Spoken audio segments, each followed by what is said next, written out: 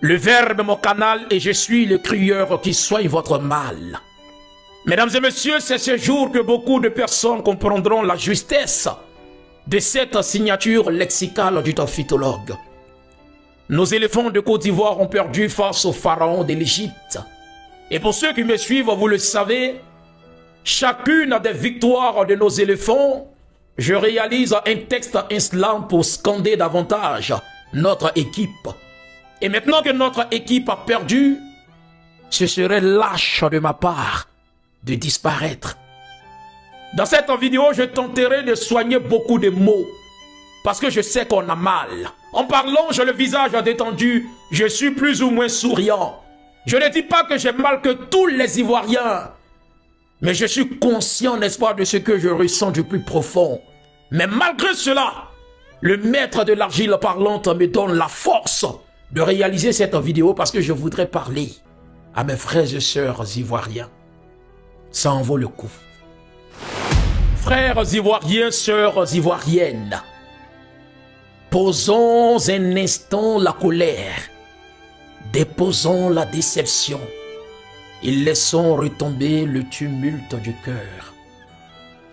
Oui, nous avons perdu et non, nous n'avons pas été indignes.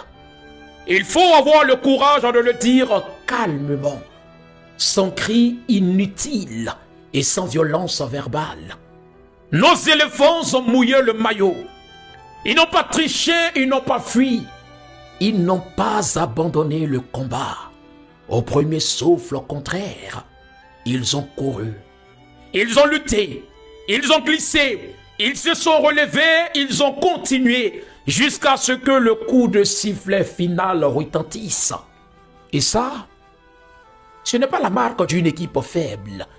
C'est la signature d'une équipe engagée. Frère, il y a des défaites honteuses, celles où l'on se cache. Et il y a des défaites douloureuses, celles où l'on s'est donné entièrement. Et ce soir, la Côte d'Ivoire n'a pas fui le terrain. Alors je vous en supplie, ne transformons pas la douleur en poison national. Ne faisons pas de nos mots des pierres lancées sur nos propres enfants. Car ces joueurs-là sont des fils de ce pays. Ils rentreront chez eux avec la fatigue dans les jambes et la tristesse dans les yeux. Et quand ils ouvriront leur téléphone, ils liront nos messages, ils entendront nos voix, ils sentiront notre regard. Que voulons-nous qu'ils trouvent? Du soutien ou de la destruction? Frères ivoiriens, le vrai supporter ne disparaît pas quand l'équipe tombe. Il reste, il protège, il comprend. Quand ton frère trébuche sur la route, est-ce que tu l'insultes ou est-ce que tu lui tends les mains? Aujourd'hui, la nation n'a pas besoin, n'est-ce pas, de juges furieux. Elle a besoin de cœurs solides. Oui, nous voulions la victoire. Oui, nous y avons cru. Oui, ça fait mal. Mais n'oublions jamais ceci. Le football est cruel parfois, mais la dignité d'un peuple ne doit jamais l'être. Nos éléphants ont porté nos rêves. Ils ont porté nos cris. Ils ont porté nos attentes. Ils ont porté le poids d'un peuple entier, d'un pays entier. Et ce poids-là, peu d'hommes peuvent le supporter sans vaciller. Alors respectons l'effort, respectons le courage et le maillot. Frères ivoiriens, ne cassons pas ce que nous devrons reconstruire demain.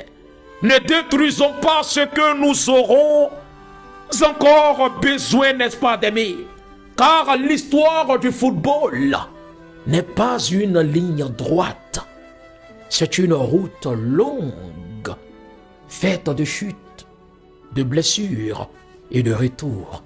Et la Côte d'Ivoire, je le dis avec foi et lucidité, reviendra. La Côte d'Ivoire reviendra. Mais quand elle reviendra, qu'elle trouve derrière elle un peuple digne, un peuple qui peut certes perdre, mais sans se perdre. Aux éléphants, merci pour l'engagement, merci pour le combat, merci pour la sueur. À la nation, je dis calme, courage et hauteur. La douleur passera, le football continuera, mais la manière dont nous aurons parlé ce soir, elle restera. C'est vrai, certaines personnes autour de vous essayeront, n'est-ce pas, de partager leur haine. Se moqueront, n'est-ce pas, de vous. Mais s'il vous plaît, gardons de la hauteur. Et un dernier point, n'est-ce pas, pour terminer la vidéo. Ce serait tellement malheureux de voir certains Ivoiriens piocher quelques joueurs, n'est-ce pas, de notre équipe et les jeter à la vindicte populaire. Ce serait trop lâche même de notre part. Aucun joueur parmi l'effectif, n'est-ce pas, des éléphants, lors de cette CAN, en entrant sur le terrain, n'avait l'intention de jouer pour perdre. Tous se jouaient avec une seule intention, remporter, faire plaisir, n'est-ce pas, au pays. Mais vous le savez, les caprices des cornes du destin, c'est le football.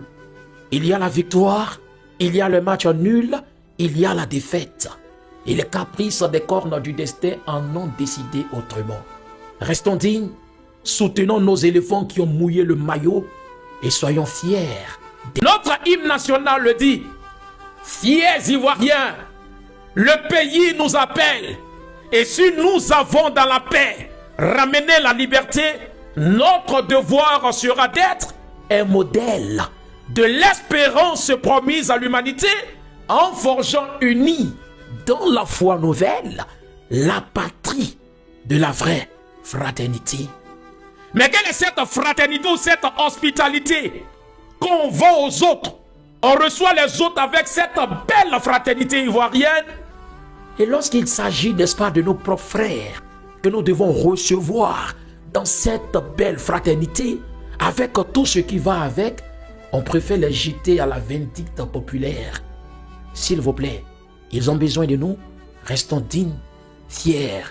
Et à tous les éléphants, si le divin m'avait fait la grâce d'être sur ce terrain après la défaite, j'allais prendre, n'est-ce pas, plaisir à aller parler dans chaque oreille, n'est-ce pas, de nos joueurs et leur dire, les gars, nous sommes fiers de vous. Merci pour le travail et merci pour l'honneur qui a été fait à notre drapeau. Bonne méditation, les gars.